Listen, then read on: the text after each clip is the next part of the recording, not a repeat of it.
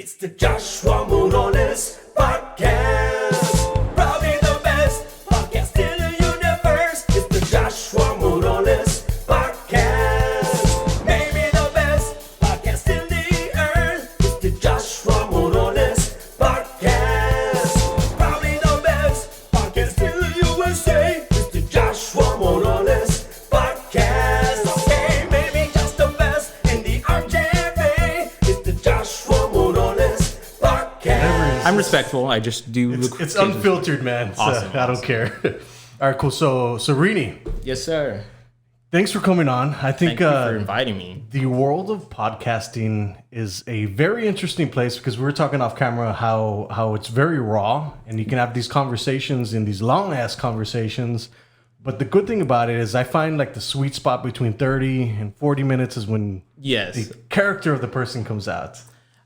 I think that's a little too long, actually. I think if you're willing to engage people, I think like a good 10, 20 minutes is all you need to actually engage people. Your podcast is completely different than mine. Yes, my 'Cause podcast is I was very listening different. to it before Oh you my got here, and I God. was like, "Whoa!" So I was wondering if you had actually gave it a listen or anything, because I was surprised because I've seen the people that you have on here, and I'm genuinely impressed with some of the people that you've had on.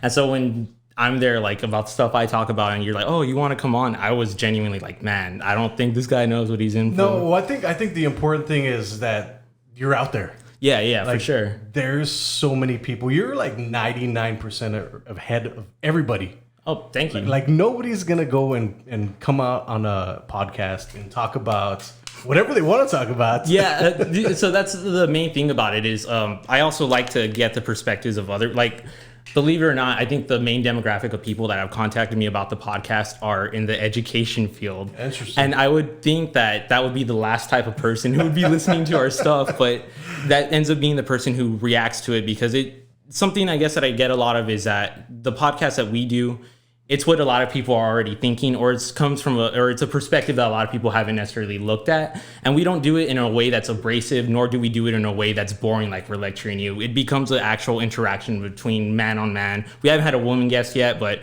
I'm sure it'd go just about the same, where we actually just talk as humans. We're not doing robot freaking, Right. "Oh, well, do you feel about podcasting?" Like, it's nothing like that at all. Yeah. I just love the platform though because it's so new, but there's a shitload of people that listen to podcasts. Yeah, for sure. It's growing. My thing about it is I don't think it's new. I think it's now that TV's been dissolved and sort of been reduced to Netflix, and then in a way sort of reduced to things like YouTube, we've become more familiar with just having things on in the background. Yeah. And I think podcasts are now sort of filling that niche where we realize, oh, we don't have to look at something to get entertainment from it. So I think right now, it's sort of something that's always been there, but right now is when people are really taking notice of it. So for sure, I think it's the one thing that everyone should be doing. It's an interesting time though with the coronavirus that we just went through. Everybody had to jump on technology overnight. Yeah. I think that's fucking awesome. It is awesome. But I also wonder, like, do you think it's a lot of people are going to stay Yes, online? I do think so. I think the ones that are going to have problems with it are the ones that can adapt. Maybe the older generation. That's what I but get. I think it's here to stay. Like people figured out, like, oh shit, like this is a whole different world. I think, honestly, the one thing is going to be a little controversial. I've talked about this before. But the one thing I did like about...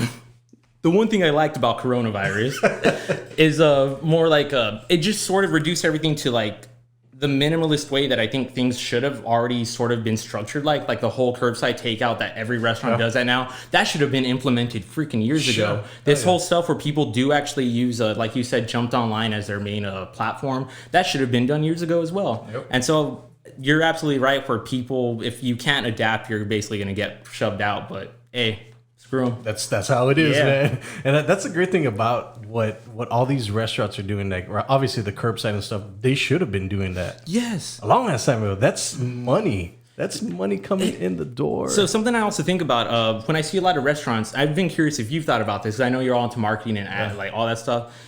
I feel like when I see restaurants or businesses' presence online, sometimes I feel like some of those companies can do a much better hell yeah. way to interact with people online, to the point where I think almost like if some of those companies had someone who kind of seemed more like a social media influencer, they would have so much more traction. And I think right now that's a shift that I've been thinking about a lot lately. Where I think, No, you're right. Yeah. Because that whole thing that happened downtown McAllen with the guy with the chainsaw.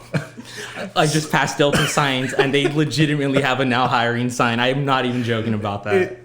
If the company that guy works for or owns whatever had a community manager that takes care of social media, Oh my god. they could have dissolved that situation very Yeah, fast. you're absolutely correct. I didn't even think about that, but that's PR right there, and I think that's what a lot of companies are right now. That's where they're falling behind. Yeah, and I think I didn't even think about that. even as social media is big as it is, there's still a shitload of businesses that are not using it right here in the valley. Yeah, I think. I mean, you're from the valley, right? yeah. So born and raised. Born and raised. Awesome. Yeah, so I think the thing about the valley, because clearly you've obviously been out of the valley. There seems to be like a 3 or 4 year lag behind That's between true. the development of the rest of America versus how the valley develops. I just definitely think that right now the it's all stuff we've already said. Like if the valley should have already been adapting to all this social media stuff, and they just haven't. And it's kind of sad to see because it feels like it's a time machine sometimes when you drive through these parts of McAllen for like old businesses that don't have a Instagram or don't have a Twitter or this and that. And when you go upstate, that's all you see. Everyone's already on it. What's interesting about that is when I went to Vegas, the last time I went to Vegas was probably last year, maybe. Oh God. And then also San Antonio, and then when I was in, what was the most recent place that I went? Chicago. I would look at social media ads. Like that's what I do. I look on people's phones. Dude, yes. What's going on? I do the same thing. And they suck.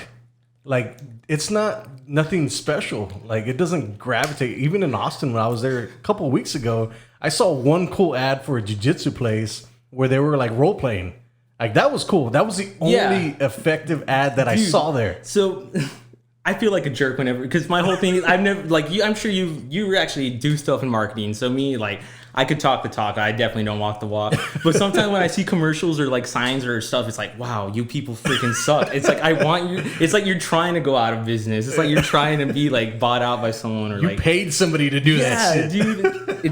It's terrible. So I feel like a jerk when I think of stuff like that. But No, but it's true. It's all I think about when I see like a logo or like when someone has the same painted, like Elsa, like I love Elsa, Texas, but there's a lot of businesses that it's the same faded sign that they've probably had up since the Forever. freaking 80s. And the only reason that company's still in business is just because they're probably the only ones or it's only old people that go. And it's kind of sad because little by little you see that disappearing as old people die. Yeah. No surprise. Yeah. But it's still kind of like I said, it's a weird time machine. Like feels weird, but whatever. Let me ask you this. Yeah. What do you feel about billboards? Because for me, I'm in the digital world, right? Yeah. And I know people that sell billboards, and I think they think that I shit all over them all the time, but I'm a competitor. No, do you view it that way? I feel that you would almost view it like that's just another asset to you. It's depends on what it is. So, for example, like if I had a school on, right, and they were a brand new school, like let's just say a dentistry school or whatever is coming to the valley. A dentistry school? Yeah, dentistry. I don't know, yeah. whatever. So, I don't know. Whatever. I just thought I heard right. So something like that, right? If they're doing a full-on marketing campaign, Yeah. then yes, billboards, digital media, TV, all of that, yes, For sure. Not for a business that's already been here. Like if it's, I think there's a way to use it all together. But For sure. when I see somebody paying for a billboard of business, they could be doing a lot more damage on digital. No, I definitely hear you on that one. It doesn't go into a whole other realm of my own space. Like I said, I talk the talk. I don't walk the walk. But the way I view it is, I think that both are could be used in conjunction with each other. I just think digital marketing is probably easier because obviously you know how to design graphics. You can do all that other stuff that I'm sure you think about all the time from what you've told me. But I think when you have something like a physical billboard, it's so already integrated in our peripheral vision that we could just dismiss it. But I think if you have someone who can make a eye-catching billboard with something like, I know it's so stupid where they put the stupid dummy fake man hanging from the side. Yeah. Something dumb like that, maybe you could make it work. Yeah. Like I could see some artists, like if you had an awesome mural, colors make it look like an acid trip or something, it'd probably catch someone's eye. But yeah, I feel like genuinely, if you're putting money into a billboard that's just like, oh, something Julio's construction, and it's just like a picture of a freaking D9 Caterpillar and a phone number, like you're wasting your freaking money, man. Yeah, I think people 100%. pay these companies that rhyme with Bamar a ton of money. Yeah, dude, screw that guy. Yeah. they pay them a ton of money to be able to just come up with something, and hopefully they'll pitch and they'll buy it. Yeah. That motherfucker's always like, caught you looking. It's like, God damn, dude, I hate him. That's the only ad I see, man. Yeah, it's like, that's all I remembered. Like, I don't remember the other ones. Like, you're advertising yourself, dude. No shit. So podcasting. Yeah, let's give people actionable tips, because you actually, I guess we should have explained this in the beginning, because you are a podcaster. Who cares, man? We went fellow off. podcaster, whatever. man. Yeah. So tell everybody what you do in the podcasting world. In the podcasting world, I essentially talk a lot of blasphemy. I come from the perspective of a bad person, and I think there's not enough podcasts where bad people get to speak their point. You're the villain. Yeah. No, that's not the case at all. I think I just say a lot of stuff that strikes people the wrong way. Like I said, we sort of... The podcast itself, I should start by saying, it's called The Problem With Me, and it's a play on the words. Like, originally, like I said, we wanted to sort of... Not that we wanted to. We thought it would be funny to be like, oh, well, what's the problem with this or that? Like, what's the problem with Mexicans? What's the problem with the Rio Grande Valley? What's the problem with education? But it eventually devolved into where we're just like talking about like terrible childhood stories and like other bad stuff. And but it's really cool because, like I said, we've gotten other people from different demographics, primarily teaching, to actually come on and they talk about their perspective. So it could be something as serious as where they think the education, even like private schools here in the Valley, what they're doing wrong, and then the next second we're talking about some asshole from high school that we both hate, you know? Like, so well, that's a great thing about podcasts. Yeah. They go anywhere and they do anything, and I think that's the cool part, that it really engages. It's not like a scripted show. You get to see people for who they are, and I think the whole scripted show stuff is kind of like going out the window now for that very reason. Is people are realizing that you can't necessarily relate to a celebrity the way you can with a social media person. Right. And I'm not even like saying that like I'm one of those or anything like that, but I think when you give when you make the platform about just speaking, like I really wish I had some formal answer like, oh, this is what my podcast is about. But like if you go from episode 1 to episode 15 to episode 25, like it's all going to be very different. So let's talk about Joe Rogan. I think he opened up the door for creators to be able to command a big enough payday. You think so? I think so. Okay, so the way I see it, I kind of view Joe Rogan as kind of like a pariah when it comes to podcasters, because the way I tell people is you don't know the second most listened to podcast. True. No one does. True. So to me, to think that most people are going to make 100 million or even $1 million from podcasting is already pretty far-fetched in my opinion. But the dude basically shows that you can be a shitty comedian with bad stand-up and still have a great podcast and still like make it become the king of that. So it's awesome. I love the dude. I just do hate that there's the whole stigma that if you say you listen to Joe Rogan, people already assume that you're some kind of like far right person or something. Yeah. But sorry, I went off tangent there. You're talking specifically about, him making the money, or no? I'm talking about like how he's put it on the map. So, for example, he got paid $100 million, right? Okay. And Spotify actually gained $5.3 billion off the acquisition of him. Damn, I did not realize. So the stock market, their stocks just went to the fucking roof. So it was a good deal. But the exclusivity with, I guess what's everything that's going on is I don't know if you've experienced this on YouTube, but they're trying to silence people, censorship, stuff like that. I follow that stuff. I think that's why I've been most hesitant about continuing to upload on YouTube. And that's a strange feeling to have as a creator.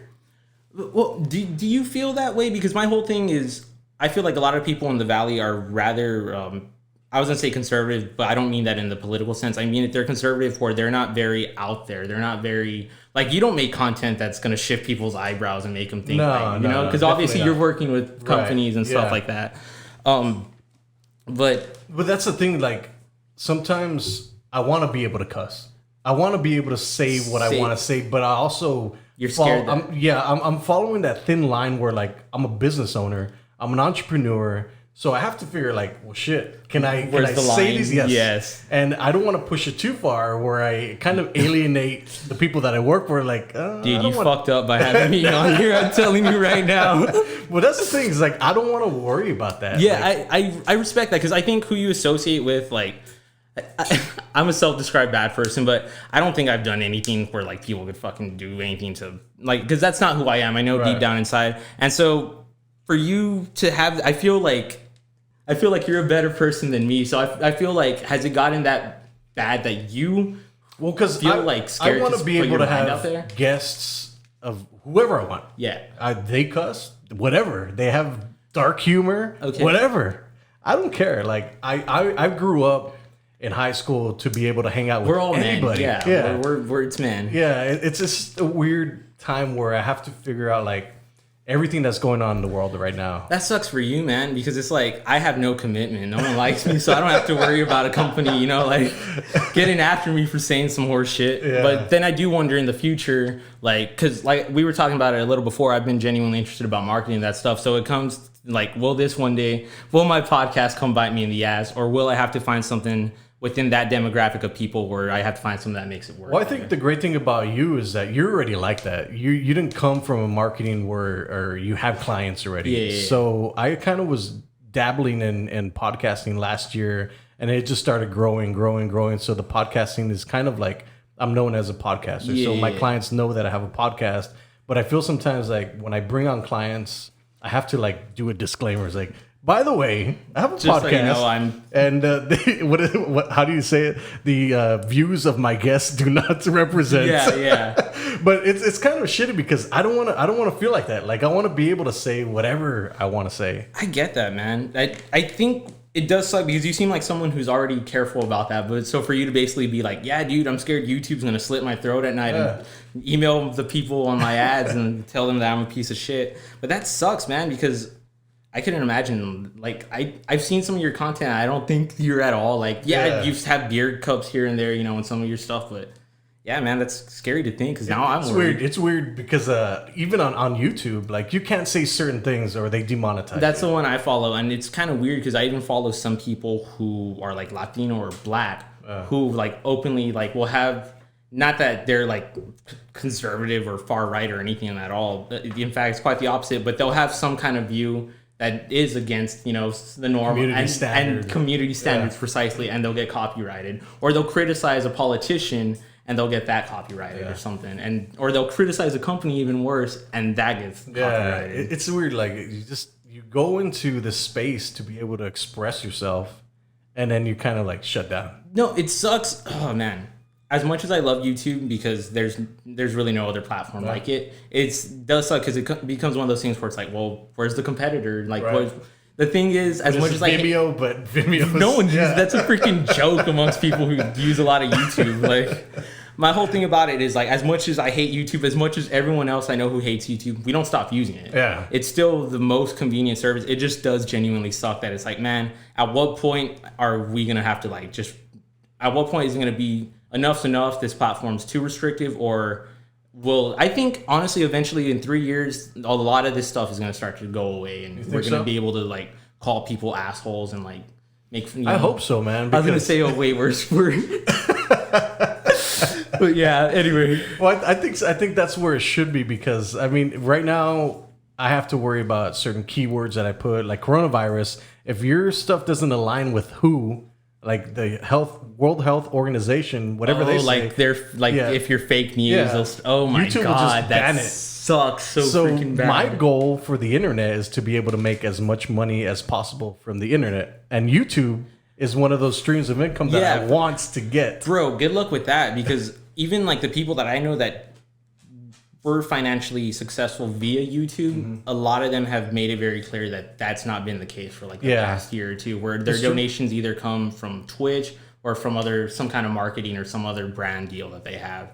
And that's so freaking weird because that's literally the company that started the whole trend of making money from the internet for being a fucking idiot. It's interesting because I don't know if I'm gonna keep going with the podcast because if it's not bringing, I'm close to being monetized. Well, kind of close. Via YouTube or YouTube. Okay. So I have the 1,000 subscribers, and then you have to have 4,000 watch hours. All right. So I'm at 2,778 watch hours. Halfway there. So I'm gonna get there. Yeah, for sure. But is it gonna make sense for me to keep making podcast content or go a different route and find keywords to be able to find out what people are searching for and make that content? That way I can monetize it. It's just I'm trying to get as many streams of income. Have you considered being one of those children YouTubers where you like pay for the animations and then just get all the views? I did see that. Dude, I've genuinely wrote some songs on bass. Really? That I've like genuinely like told that some of my friends with children who like do that could totally like.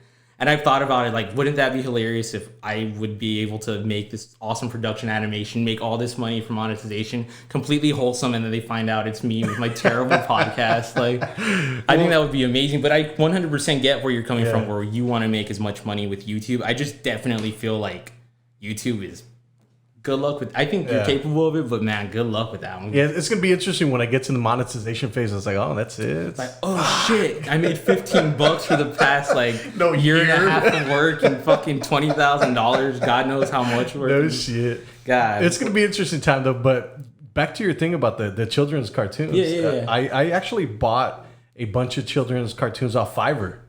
And my buddy Arzales that actually wrote the song, the theme song. Oh yeah, I know what you're talking about. He wrote songs for it, so I was gonna upload a bunch of children's stuff, right? But then the whole I think I was HIPAA or something like that. The whole where you have to check that it's not for children on YouTube when you upload it. Okay. So you have to follow the rules by YouTube, and they passed a law or something that if you make content for children, you have to mark it. And ads most likely aren't going to appear on those. Damn. So, wow. It's like, what do you do? So I threw out that idea. Yeah, that makes sense why there's none of that baby shark doo-doo-doo shit anymore. It's just not profitable. Yeah. But it's interesting, though. That's what I like about podcasts, though. It's like, I'm chipping away at the hours because this is probably going to be an hour long. Okay. So, and that's what I like it because people can dive in, see who we are, what we do. But we show up over time, and we become those experts in our field, I guess. Oh, man. I'm not gonna the character. The character. I'm gonna get slandered if I call myself an expert, so I'm not ready for that kind of.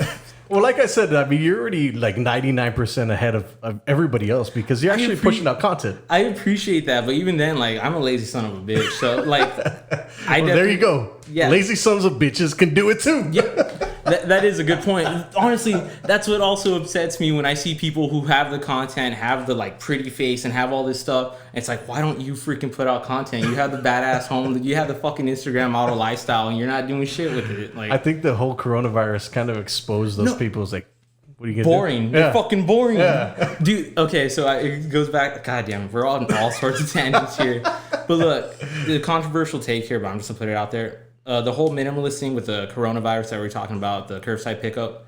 Me personally, I despise bars, and I'm 100% okay with them not opening again. In fact, I would have probably preferred that. But damn, I can't remember what I was gonna say there. I think I just want to stir the pot, shit on people. If you like going to a bar, you're a bad person. What are you doing? Oh no! It goes back to the boring people. Do you like going to bars? I figure you do. Yeah, so actually, I do have a couple clients that are bars. But like I said, the expressions of my guests do not reflect. Okay, here's my personal. I'm coming from a hermit. You know, I don't want to say nothing anymore. I don't care. No, but I think what happened was during the coronavirus, like I think somebody said that Governor Abbott was going to close the liquor stores. Oh, I was like, dude, no way. That's never going to happen, man. We're Texans. Not only that, but I didn't verify this, but I heard it from a friend of mine who's really smart, so I believe him, and he usually verifies stuff. But specifically, alcohol withdrawal is what you can actually die from versus like the other drugs. So apparently, they legally have to have alcohol available even during times of an emergency. Wow. So legally, liquor stores can like even stay open during like earthquakes and shit like that. Shit. From what my friend made it sound. I mean, it makes sense. I get it. Amy Winehouse died from withdrawal, if I'm not mistaken, alcohol withdrawal. Yeah, it was interesting because I represent bars, right? I represent restaurants, and they were business owners. Yeah. They wanted to open up their doors, and when the first day that I went out, I took my wife out to a place down the street here. I won't name it because I had a horrid experience, man. So we sat at the bar, and first day that they were open, the guy puts on his gloves, bartender puts on the mask, and then he serves us our food and drink, and he comes out of the bar and just like it's close, probably closer to me, talking to me, takes off his mask and says, "Hey, you want to see something cool?" I was like, "I guess." Puts a cigarette through his tooth that's missing, and he's like, "Check this out." I was like, "Okay, whatever." And then he, with his gloves on, puts his fingers in his mouth and it's touching this, and he's like, "Do you see why they're like that?" I was like, "No." He's like, "They're all fake." I was like, the first day that bars and restaurants, well, actually restaurants are allowed to reopen, that happens. Dude, like, I almost... one of my favorite things to do is people watch, and I feel like every time I hear a freaking amazing story like that, like... I have to wonder, what's that guy doing right now? What does he do for the 5 hours a day where he's not watching? Like, does he play with his teeth like that? Like, I don't know, man. He was. Who the fuck do you have to be to even think that people like? That's terrible. It was a very weird experience. Was he an older gentleman? He's probably in his mid 40s. God, mid 40s. But I was like, freaking worst. Yeah, I just didn't get it because there's nothing to get, dude. It's like all these bars and restaurants are ready to open their fucking doors, and this guy's doing that shit. That's what I mean. Like, people like that, I genuinely wonder what goes through their head. Like, it's fascinating. Yeah, it's like Walmart people, except that's your server tonight. But I also feel like there's 7 billion, or probably obviously more now. There's obviously a bunch of weirdos out there. Yeah. They listen to my podcast. That's the demographic I'm going for. There's a niche for everybody, man. That's who you should be going for. That's it, right? So let's talk about what's going on in the world right now, man. It's a very interesting time. I had seen one of your posts talking about how you were like actually... I feel everyone's feeling the mutual stress and the mutual what the fuck is going on right now. I'm feeling it. I feel... Shit, man. If you're feeling it, I feel most of the world's feeling it. Yeah, it's weird, man, because I was on TikTok. Are you on TikTok? I made an account, and my cousin shows me the viral ones, and that's do about you consume it, or are you just, no nothing? I don't like the interface personally. It's an interesting... The actual algorithm on there is favored for the people that are jumping on it right now. So some of my videos have gone viral. Dude. And they're stupid, like a chip challenge. Like a Mexican chip challenge. It went viral. I was like...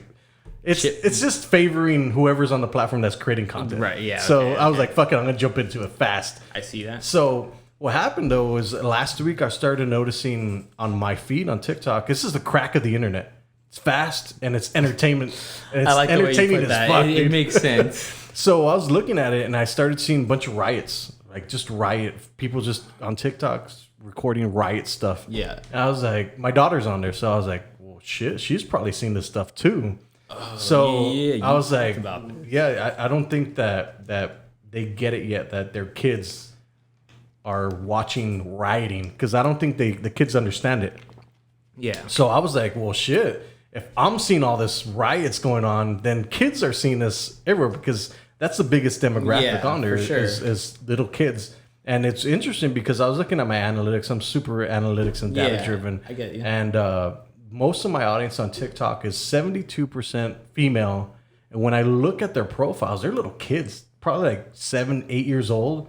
And I was like, how are they getting these accounts? So what they're doing is they're getting their parents' phones. Yeah. And they're creating an account on their phone, and then they use it, which is weird. So the data is skewed on there, but I'm seeing that, and I'm thinking about my kid. I was like, they're viewing this content. Like, that's very disturbing. So do you feel when you say this that TikTok should have a responsibility of filtering their content and who it gets exposed to? Absolutely. You think so? There is a restriction that parents can put on TikTok. So I made I'm going to use this. Check it out.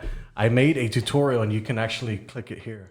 Oh, that the fuck, dude. That was fucking weird. Anyway, so yeah, I do think there is a social responsibility that some things have to be restricted for the audience. If it's, I know you can't market to 13-year-olds and under. You can. I think TikTok actually got fined. So TikTok has ads integrated into. Yeah, they have ads. Oh, see, like I said, I don't use it. So they're collecting data. I think they got. It's China, bro. Yeah, China, they can do what the fuck they want. Yeah, they got fined $5 million for collecting information on 13-year-olds and younger, and $5 million to them is like nothing. Whatever. Yeah, I was about to say that's a drop in the bucket. Yeah. So I do think some places have a responsibility to do that. That's a good argument at that point. But I don't know. I mean, what do you feel about it? Nah. So let me tell you, as far as, I mean, you were a young man too. The way I view, yes, there should definitely be a responsibility, but I also feel like it's almost inevitable for some content to wind up in the hands of children. Yeah. Dude, Playboy magazines back in the day. Like, you already know. Stuffed under your uncle's young man, bed. Dude, it's like your grandpa didn't think you knew where they were. You fucking seen them 100 times already. But like, so to me, I view it like that, where it's like, even if we have all these fail safes in place, and one way or the other, like even like content like Jackass was like pretty popular when I was young. I'm sure no one wanted me to watch Jackass. They had parental control over Skinamax. I fucking knew how to get past it. Like, so to me, it's like, I definitely see where the responsibility does lie within those companies, but at the same time, I do wonder, is that really effective? But I almost feel like addressing it as a parent maybe would be more effective, as like being like, hey, before you digest this content, like maybe you should understand that these people are very angry, people are getting hurt because other, like let them know that it's not just some vicarious fucking like, oh whoa, look, craziness. I think you're absolutely right though. It does fall on the parents. Like, you have to educate your kids, like, this is happening on here. Yeah. What do you feel about it? Because I think that's a important conversation to have with kids. How old are you? I'm 27. Oh, you're fucking young. I'm 38. Dude, I feel fucking old. Sorry, no offense. So that's the thing. I think it falls on also like the parent, like you said, like to educate your kids. Yeah. So like, I'm not letting my daughter use TikTok right now. Okay. Until this whole thing blows over. Because I get it. Like, I don't want to. What do you think the long-term effects are of them being exposed to riots? And so what freaked me out was the 18-wheeler that was driving through the expressway and like just hitting people on TikTok. I can legitimately, as much as I love watching live leak fucked up terrible videos and making fun of my bad people friends, there comes a certain point where, like, right now with the state of the world, it's like I actually have to like not look at that content, so I don't even know what you're talking about. I've seen one video involving the FedEx truck video where it drugged the dude. I don't even think I saw that. Yeah, like I saw that one. That was enough for me to be like, you know what, this is enough of this for the next month or so. But your main question was, how do I feel about children seeing this? Yeah, how do you think it's gonna be when they grow up? Do you think they're gonna feel like this is just something that happens and whatever? I don't know about that. For an example, I feel like the Rodney King riots were probably a little before my time for sure, but they were, from what it seems like, they were worse as far as like murders and actual rampant violence going crazy. But I don't feel like that became as integral as people probably thought it was going to be in society. Like, we never had riots like that until probably like now. Well, I think social media just exploded everything. That's a good point. Man. Because everybody has a phone. I definitely don't think it's going. I hope it doesn't become normalized, because I think even the main thing that I think people forget is if you're actually protesting, it's not like you're there to show how powerful you are to stand up against people. You're genuinely upset. You're genuinely scared. And so I don't think it's ever going to be normalized, but I do have this feeling where it scares me, because I almost view like if you're that young, I don't think you necessarily understand the depth and the conflict. Like, it's not a black or white situation at all, in my opinion. And I think you're too young to understand that. So it's almost like you view protests and you kind of see it as a very one-sided, oh, the police are being racist, and that's all you get from it. You don't necessarily understand like because I'm not even against the protesting. Like, I'm very, like, I don't even know how I should feel about it. Yeah. But my whole thing is, I'm a fucking adult. Like, could you imagine trying to explain to a child, like, a child who doesn't even know what, like, it's stupid that we make children even try to go to college and decide what to do for the rest of their life. And now, like, we're showing, like, we're showing them, but they are seeing all this shit. Yeah. And the truth is, I don't know how they're going to grow up, man. Yeah, I think scary. The amount of misinformation that's out there, and then the amount of information that's out there, you don't know who the hell to go to. My whole thing is when the misinformation becomes a reason of action. Right. And I think that's what I'm scared of most, because that's something that I think I've even witnessed, like, online, where something gets misinterpreted. And 100%, if someone's done something fucked up, like the whole Me Too movement, by all means, put it out there, get Blast them. it. But at the same time, like, the whole, like, if someone, like, you know, hit on you or something, and then you felt a little offended, and maybe that person, like, didn't mean it, and just 100%, he was just a really creepy, ugly looking guy, but he just hit on you like anyone else would, and he left you alone after that. You shouldn't feel like, oh my God, I feel like so offended, this and that. And at the same time, the other people who observe the situation shouldn't immediately take that person's word for it, that is in fact what happened. And that can go, like, I hate to bring it up with the whole female accusation thing, but that can go with anything, because I've even seen people, like, I think one time on Facebook, I tried to resolve an argument because it was one of those dudes who, like, this dude, a homeboy opened a barbershop per usual, and he had got his other homeboy who does art to do the mural on the wall,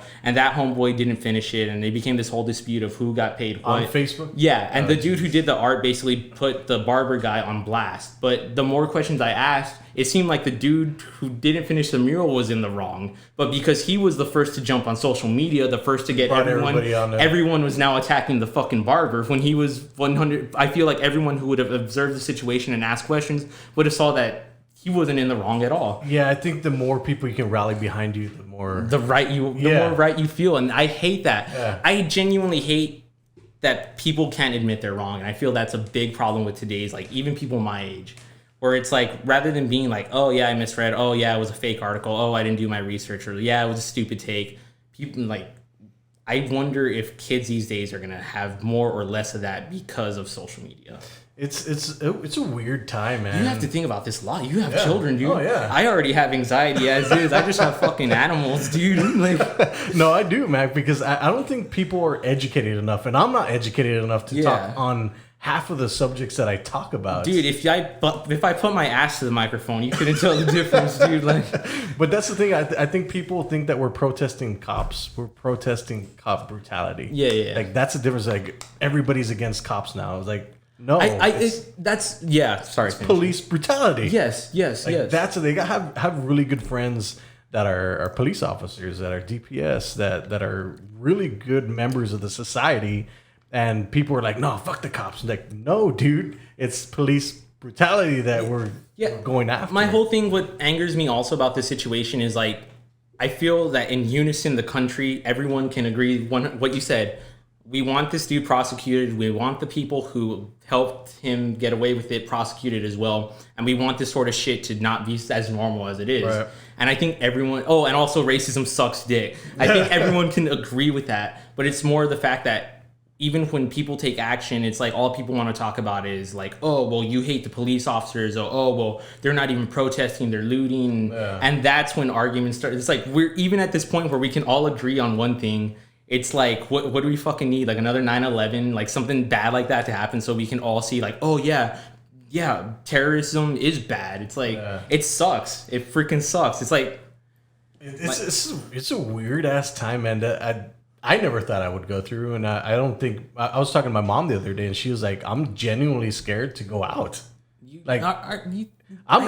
I'm not. Yeah. But for my mom to say, to say like she's genuinely afraid to get up and go out, like shopping, because I mean that chainsaw guy was pretty. that was. Well, there was supposed to also be a loot, Walmart and Alamo. That's when I start to hate social media, because at that point it's like, yo, you guys aren't like. This is purely for the benefit of y'all. Like, tragedy struck the nation, and y'all think, dude, we're gonna go loot them and show them. Yeah, you're gonna really stick it to Target. Yeah, no shit. Like, goddamn. Okay. But that's another thing too, because somebody messaged me on Facebook and said, "Hey, why aren't you talking about what's going on?"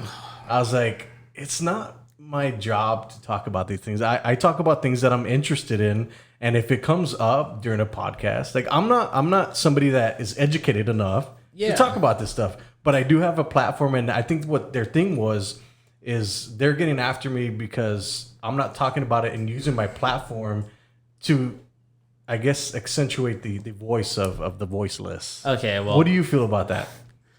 if you're listening to this podcast, this gentleman is not you, and he is free to think whatever the hell he wants. He has no obligation to support what you think he should be supporting. And guess what? People probably don't think what you think either. And they probably would message him just the same way you did and tell him that, hey, why'd you say that and not this? Like, I genuinely think that's the most inconsiderate, rude thing to do. Yeah. Because it's like, it's not an easy situation. Everyone's having a hard time with this, and you don't even respect how I feel about it enough to be like, hey, why don't you think what I think and tell everyone? Yeah. The fuck out of here. It was a very weird message that I got, and it made me feel like, well, should I be talking about it? Fuck Or no. Should I not be talking Dude. about it? I mean, those are all the things that go through my head, like all the time. You're a better person than me, dude, because I would have a fucking field day on that person. I'm not even playing, dude. Like, you're a grown man, like, messaging you're a grown woman or man, a grown adult messaging another grown adult. Why don't you do this? Because I can't. Like, get the fuck out of here, dude. Yeah, it's a very interesting time, though, because I do want to use my platform to be able to spread the message. Yeah, you should. But the thing is, right now, we have such a heated place where it's like, you can I don't even want to talk about it. You can't, because someone else is gonna get fucking even more offended for your stance on it. Like, and that's, you should respect that. It's like everyone already has their fucking political opinion out there. Like, I love that mine means that much to you, but like, can you respect that mine may also be a little different than yours? Yeah. That's so aggravating, man. Yeah, it's a very strange time. I don't think we were prepared to do any of this stuff, especially with the social media being around, where it amplifies everything fast. Yeah, but then that person should have fucking amplified their own damn voice and fucking done it themselves. Like, That is true. That's what I like. You should just say your own stuff. Make your own podcast. yeah, dude. Man. It's like, if you really cared, why aren't you doing the work, man? Like, shit. And by the way, we're showing you how to make podcasts. Oh, yeah. So if you do want to make your own podcast, This is get your like voice heard. This is like my podcast where like, oh, so we're going to talk about podcasts, and then it just goes. Yeah, I had a feeling. I wasn't sure because we've never met in person. Yeah, this is the first time. First time we meet. Our first and interaction. We've had a few interactions online on Facebook through Messenger. But this is the great thing about the internet is that you can find these people and have these conversations. And at one point, it was just going to be about how to do podcasts. But I think there's a better conversation. That would have been the most dry fucking white bread fucking podcast ever, dude. I would have been ashamed if you would have uploaded that one. Get a camera. You get a camera. You push record. Yeah, like. Yeah, this is what I like about the podcast, and this is what I always tell people: is like the podcast goes where it goes. Yeah, dude, you have a freaking great atmosphere, man. Like, I think honestly something you should consider is even like something I actually meant to bring this up like 5 minutes ago, because you were talking about TikTok and like, oh, like kids are seeing riots and stuff. I think something that you should look into, because I think you would be awesome at it. Are you familiar with YouTubers like Justin Wang or like any of those dudes? No, I'm not. They do like lesser known history stuff. Like, for an example, one of the things he did was some pin collectors, like Lapel pins, you know what I'm talking about? Yeah. Someone found like an eBay listing from the 80s, and it was a whole set of characters like with list of names and everything from a franchise that didn't exist. So his whole thing was looking for the lost media, where it was from, yada yada. But he does it in an engaging, funny, comedic way, and it's like he's telling the lore of the story. But I think right now you have this set up, and even your perspective from like, oh, look at these children watching, you know, riots on TikTok. You should, even if you put something where it's you like, oh, TikTok has a problem, you know? Yeah. And it's like of someone being shot in the face with a rubber bullet or something. Like, I think people would click on that, and I think you'd do well with that. Dude, yeah, I've actually been using my YouTube thumbnails. I've been trying to get them up to par to be able to, because I test everything. Yeah, no, I've seen that. So, yeah, it's definitely something that I'm interested in, but I just don't know where I want to go. I think as a spectator, and this isn't even critiquing you, I think it looks like you come from the perspective of kind of like a news YouTuber, but I think if you did it as like, oh yeah, I'm gonna tell you a story that you're probably gonna be interested in. Well, that's the hard part, because that's where I can't do that. Like, I can't sit in front here and just talk. I can have a conversation, But I can't. you can't talk to yourself. Yeah, I can't talk to me. Like I have been doing like So a little you're bit. not a crazy person. I see. I have to have that human interaction. Yeah, man. No, but I've done a few tutorials with certain things, but it feels weird just like looking at a camera and then doing what I got to do. I think the thing about tutorials is like tutorials are dry, and I think if there was ever like a handyman who could make an awesome like. Today I'm going to show you how to solder wires, and might pull my dick out too. Like I'd fucking watch that. Like, but it's like we don't have that, you know. Like if I knew how to solder, I'd do it. Yeah. But no, but it's a very interesting place, that YouTube, because you can find out what people want to consume. Yeah, precisely. And then you can make that content. I just don't know if I want to do that. I think the way you think about marketing is kind of how I think about content. Because my main thing is I do one day hope to be a producer. And so I try to think what would engage people as far as like entertainment and media. And I definitely see where you're coming from, because I think that also falls into like, well, what does a good advertisement look like? What does a good commercial look like? What does a good preview look like? You know, and that's stuff I think about all day. But I definitely can see you, no homo or nothing like that, being an actual like YouTuber who does those types of stories. Yeah, I think it's weird for people to think of people as YouTubers. I mean, it's that legitimately a thing.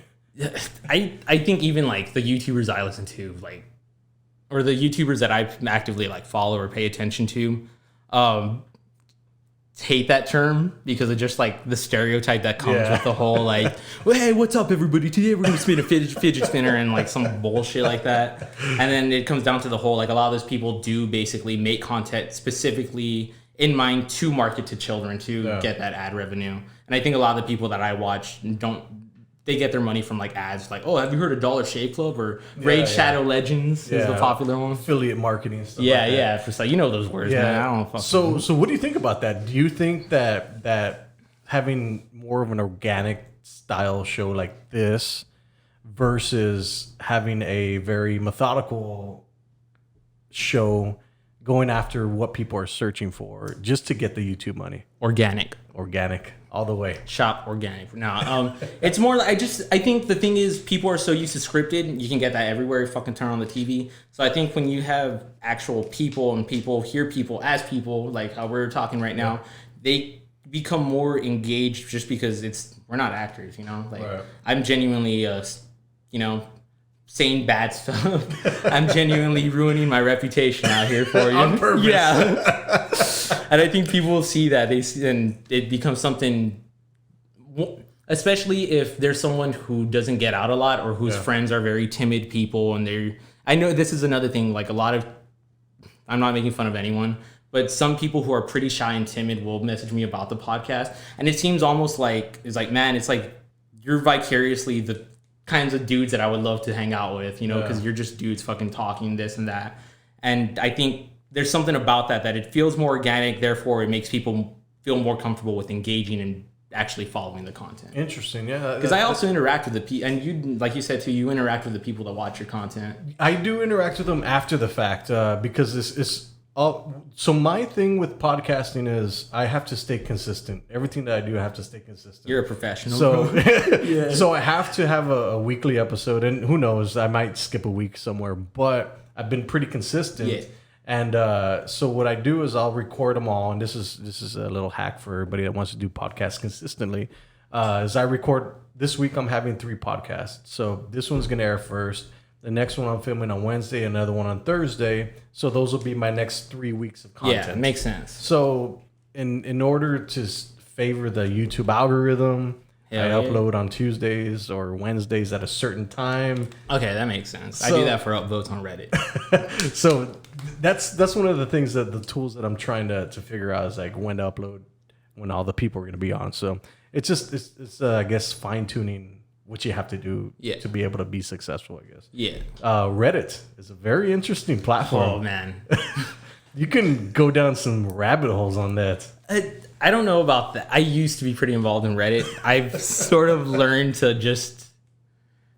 I do a lot of cooking, and I think that's another thing that people like specifically know me for. And r/food is like actual fucking Nazi Germany when it comes to it. You cannot, let's put it this way, you cannot upload a grilled cheese sandwich. Really? Because the term of what a grilled cheese is will become so debated that all the whole thread will become is grilled cheese implies you're actually grilling the cheese. Therefore, this is a melted cheese sandwich. Or like, oh no, this is actually a melt because, and they'll, oh my, it's the fucking worst, dude. So are you one of the people that thrives on controversy? No. I think a lot of people think I am. And I always say this, dude, I have so much fucking anxiety. Like, if I see a mean comment on something or someone, like, you know, calling me out or saying, you know, that I got something wrong, I'm fucking shaking. I'm fucking a puppy dog tail. But it's a fact that I'll fucking acknowledge it, you know? Yeah. But I don't like controversy. I don't even, like, even when I say mean things about, like, you know, fucking older ladies or, you know, fucking men who are broke or some shit, like, I don't mean it to fucking, like, harm and fucking scathe someone, fucking scar them. Like, I genuinely wanted to, like, oh, this is my perspective. And, you know, you probably, like, I've been a fucking broke, overweight man too. So to me, it's like, it's a perspective of myself and I'm just saying it out loud. Yeah. But I never say something like with the intention, unless, like, if I want to say something mean, I'm like, I've called people out capable of my of it. Yeah, I'll say it. It's like, hey, first name, last name, who works at whoever and lives on this and that. Like, go fuck yourself, you know? But, like, unless I'm doing that, like, nah, I'm not a, I say controversial shit, but that's just me speaking my mind and my opinion. Like, I don't say it to be edgy. And so it offends me when people are like, oh, it's just a troll. It's like, no, that's how I feel. What the fuck? Like you're just disregarding how I feel. Like, that's more Listen hurtful to me, Yeah, damn it's it. like, that's hurtful to me. Like, I'm not trolling. Are you into conspiracy theories?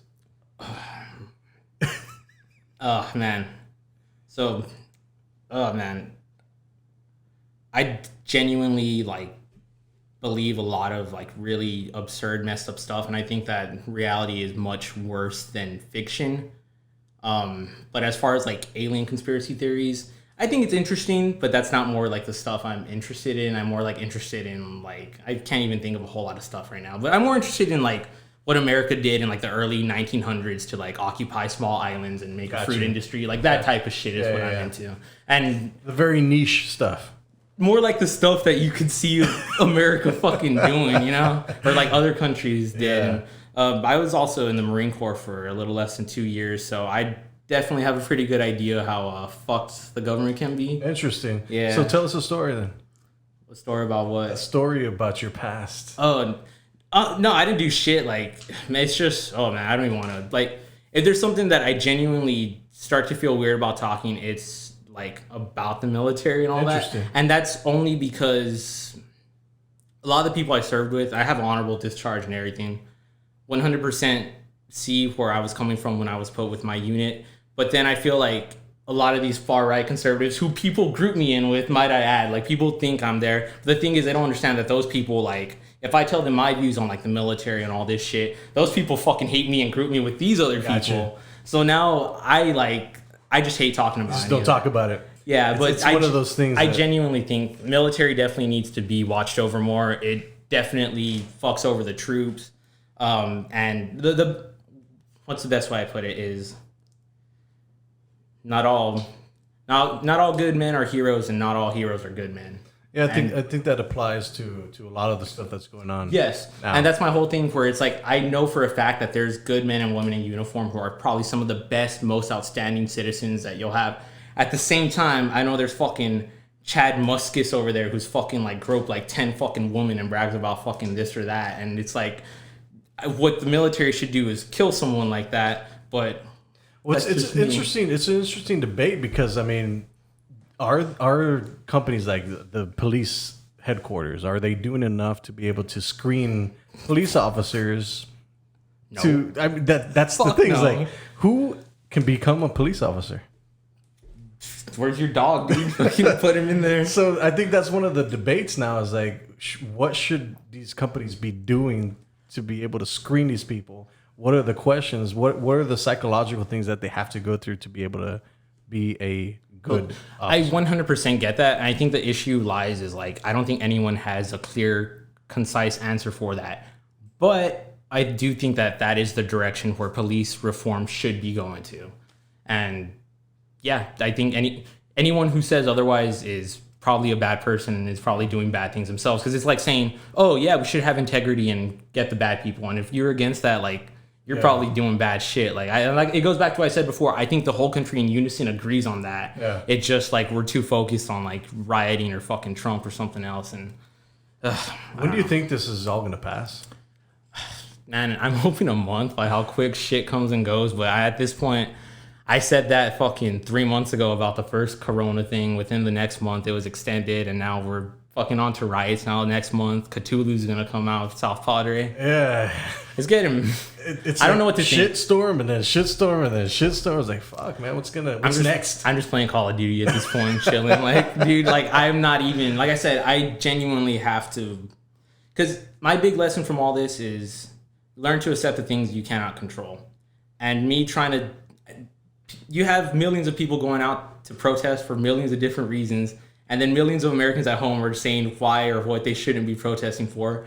It's only going to be noise. Yeah. You're not going to gain anything from it. So the best thing to do is accept that it's happening, and accept that that's the most you can. That's the most you can do. Yeah, that's it. And that's what helps me. So if I immerse myself in it, if I look up videos of people fucking getting shot in the face by rubber bullets, fucking being hit with all, like, I'm just gonna get depressed, man. Yeah, it's a very interesting thing that what social media will do to you after you just consume the same thing over and over and over again. Like, I literally had to just shut it off. I was like, fuck this. Yeah. You know what? Let me tell you a military story. And this guy's in jail now. I'm fucking glad. And I can't even confirm or deny this, but just like how I talk about military being bad, because it goes into the whole less than lethal shit that they're using right now. I actually trained with the Quick Reaction Force, which is like a small little Marine Corps training. I volunteered, but I didn't realize it was like a riot control thing, so I had to get sprayed in the face and a bunch of other horse shit. But I met this other dude, genuinely a bad person, and basically he was overseas somewhere, and the way he told the story was bragging about shooting someone from the Middle East in the neck with a smoke grenade. Wow. And the way he said it was clearly like, oh, it's less than lethal, man. But, you know, like the story thereafter is like, oh yeah, but you know, his vertebrae was protruding from his neck and he died on the spot. And it's like, like you realize like, damn, like these people, like that's why, and it's not all Marines, right? But for you to act, and that's what bugs me is like people act like these people don't exist. And it's like, dude, they're fucking there. And that's why I fucking hate, like, because I do think we need men who are capable of violence to protect the country, but we shouldn't have people who are fucking hurting innocent people either. Yeah, it was interesting because the other day I was watching something on YouTube actually, and it was a camera crew, and the producer was in the back while they were recording the guy, and the officer shot something, I think it was a smoke grenade or something, and hit the guy in the back. Dude, that's like... It's a fucking grenade. People don't realize, like, those 40 millimeter cartridges, it's the same one that they shoot actual grenades from. And the other thing you don't realize is when that smoke comes out, if I'm not mistaken, it's like white phosphorus or thermite. Like, those shits are hot. So it's someone fucking actually shooting a can at you. Like, yeah, it's a crazy world. And even the rubber bullet thing, and like that's they're still lethal. And like you see all these videos now where it's like people being shot head on with fucking rubber bullets, and it's terrible because it's like anyone who's trained even knows, like, you don't fucking shoot people in their fucking vitals with that shit. Like, what was interesting to me is I was listening. I think it was, I forgot, Austin maybe, that they were blocking the expressway, the I-35, and they were pulling out people. No, the protest. Okay. And they were pulling out people from the car and like beating them. Yeah. So imagine, this is for everybody. Imagine that I was going with my family up to Austin. I'm gonna have a little just getaway on a Friday, and I was gonna go. You're trying to get away from all this. Just trying to get away from it. And we get stopped on the expressway, and they pull me out, and they try to pull my kids, and they try to pull my wife out. What do you think I'm gonna do? I'm gonna try to haul ass out of there. No, so I'm not condoning. I'm not saying like, yeah, I'm running over people or whatever. People think in a split second, like, what? Yes. What do you do? I think anyone who is willing to get after you for saying that is a fucking idiot. Like, it's so naive to think like, oh, because it's one thing to protest, another thing to like block the freeway. But you're absolutely right. If people are trying to put their hands on you, and especially your family, dude, no, like that's at that point, those aren't protesters. Those are just bad people doing bad stuff to you, man. Like, and I hate that. I hate that those people are what people on the right will argue to, like, oh, they're not protesting, they're hoodlums. And then those people still will be like, oh, well, you can't say that because we've worked right. Because it's like, no, that, like, my whole thing is I wish that sort of stuff was targeted to, like, city halls or police departments or like shit like that. But like engaging with the public like that, it's so innocent people like that. It's so bad. And people make the argument, oh, now you know how it feels like to be helpless. And it's like, you're just pissing off other people. Yeah. Dude. Like, there's more effective ways to do this. Yeah, it's a very strange time. It's like the equivalent of buying a billboard. Back to that one. Yeah, but it's a very strange thing because I feel weird talking about it. Like, I'm trying to express my side. You can't, and that's what I think genuinely sucks about this day and age, where it's like, it's hard. We have this platform where we can talk and be ourselves, but even as we're doing that, it's hard to just say like, well, here's what I think, and it should be common sense, because we're in a world right now where it's like, it's not common sense that I run over the dude trying to like get into my vehicle. Yeah. Like, it's just a strange time that we're all living through, and I hope it gets over with this fast, because I love to travel, and I don't want to worry about taking my family out. Yeah, I totally get that. I think you're in a worse position where, like, a lot of lonely people my age, we don't have a family, so we don't have to worry about that shit. But people your age, dude, like, I'm like, even right now, I don't have kids, and I'm already thinking, like, I don't think I want my kids to go to a public school. Like, genuinely, I think if it's not even that, like, the school's going to do a bad job, or that I'm going to do a bad job, or that media is going to do this. It's just like, you don't know what people are capable of. They're going to have friends whose parents won't care as much as I do. They're going to have other people who don't care about their development as much as I do. And whether I want it to or not, they're going to become exposed to these ideas that aren't necessarily their own. It's just ideas they saw on TikTok where it's like, oh no, you have to pull out people from their car to protest. Exactly. And where does that come from? Oh, it comes from when they were fucking 6 years old watching protests on TikToks and grew up thinking that's what it was. So that's where that starts to concern me, where it becomes normalized like that. But I'm not a professor, and how am I going to say like, oh yeah, TikTok is crucial to a child's development? Yeah, but I even think like those people that are put on a pedestal, like I know a lot of doctors and people that have been doing it for years, and they study this is their profession. I get it, like they know it, but sometimes you actually have to live the real life to figure that stuff out. I agree, and that's why I really put people on a pedestal that talk about these things, that have their podcasts, that have the content that they went through it. Now they're talking about their experience versus somebody that learned it from a book. Dude, that's always oh my God. So let me ask you about this before we finish out the podcast. Yeah. Do you think that people have to go to college to become successful? No.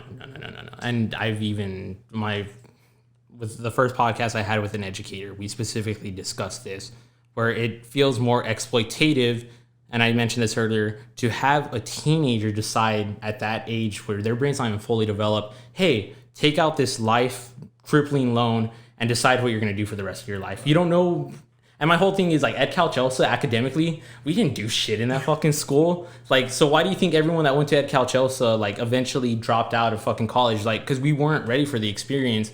And so the way I view college is, it's not only, you have to have a plan, and you have to more or less have the guidance of a family of people who have already been there for you to be as successful as you would be. But if you don't have that, if you don't have an idea of like what you're going to do, or like even connections or any of that shit, I'm willing to say like it's probably going to be a waste of your time. Because I know plenty of people who have fucking degrees from like UT and shit, and it's like they're not doing anything with it. Yeah. I did have my buddy Yao Sam on here, and he's a student at UTRGV, and he was like kind of on the fence too. It's like he does see the benefits of college. Obviously, there's benefits, for sure. But it's just, I think it has a lot to do with your personality, how you interact with people. Because I do believe that relationships are the one thing that's going to get you to where you want to be. Yes, I 100% agree. I think it's not charisma in the sense where it's like, oh, you use your charisma to get people to like you to get what you want. I think it's more like, if you're a shining human, other shining humans are going to see that. And if you surround yourself with other shining humans, you all are just going to fucking shine bright together. And that's a stupid, cheesy metaphor, but that's just genuinely how I feel, where it's like, I don't talk to people that are boring. Simple as that. And basically, I think those people are the ones who are capable of not going to college, because they actually can observe things, interact with them, and respond to them, as opposed to other people who I feel who kind of go to college to get told they're smart, as opposed to other people who go to college to learn. You know, and I think that's an interesting take, because I learn by watching and listening. I can't read for shit. I hate reading. Yeah, I hate it. I'll read when it has to come to business, but otherwise, I just will not. we're opposites. I will go down the Wikipedia rabbit hole, the worst, most depressing shit, hate myself for it. But the second it comes down to anything with a number or variable, bro, I'm dyslexic at that point. It all looks like X to me, dude. Man. So before we finish off the podcast, I told everybody that we're going to have some actionable steps for podcasting. Here we go. Let's get into it. An hour shit. and 6 That's minutes later. My ride right there. Okay, cool. Let's finish it off. So, actionable steps. Actionable steps. Fucking do it. Right off the bat, like I'm barely getting my life together. It's still not together. My whole thing is some Eddie Burback, if I doubt you know who he is, it's a YouTuber dude. But something that he said that spoke to me, I'm not even saying go listen to him. This is just something that he said that spoke to me. If you feel like you're an entertainer, or that there's something you should be doing, and even when you think about what else you should be doing in life, and that thought does not make you happy, that means you should probably be an entertainer. And after I heard that, I made my first podcast, and the worst part about it was setting it up to fucking have it on Spotify. Fucking annoying. I fucking hate computers, but I fucking did it. So right off the bat, get familiar with that. Get familiar with the frustration of not being familiar with any of it, and do it. Go through all the forums and do it. Secondly, buy a microphone. Like right here, my friend has all these badass fucking mixers. I wish I had that shit. Guess what? I don't, still making a podcast. Blue Yeti, if you go to a podcast forum, people are going to shit on you all day. Fuck them. They're boring old men who get like 2 fucking views.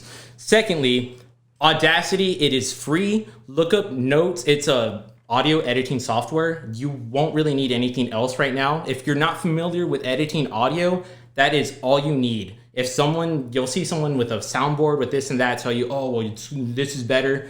Dude, focus on making good content, because every single person will tell you quality comes second, your content and who you are will be first. And literally that's fucking how I started podcasting in like $200. Everybody, actionable steps on how to podcast. Just do it. So don't be lazy. Get it going. And I only see it going. It's going to go up, dude. Yeah, it's only going to go up. Rene, thank you very much, man. Dude, thank you very Appreciate much. it. Yeah, for having me. See you guys later. Yep. It's the Joshua Morones Podcast.